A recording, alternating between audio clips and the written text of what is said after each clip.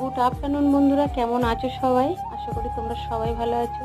ঈশ্বরের কাছে প্রার্থনা রাখবো তোমরা সব সময় ভালো থাকো। বন্ধুরা, আমি ভালো নেই, আমার ভীষণই শরীর খারাপ। তোমাদেরকে বলেছি অনেক ভিডিওতে বন্ধুরা। আমার সমস্যা বন্ধুরা তোমরা তো জানোই, লেফট সাইড ব্রেস্টে দুটো টিউমার হয়েছে বন্ধুরা। তো ডক্টরকে দেখাতে ডাক্তার আলট্রাসোনোগ্রাফি করেছে, করে বন্ধুরা ওরা বলেছে যে ওটাকে বায়োপসি করতে হবে। তো বায়োপসি করা যে বন্ধুরা এতই কষ্টকর, আগে জানা ছিল না বন্ধুরা, ভীষণই কষ্ট হয়।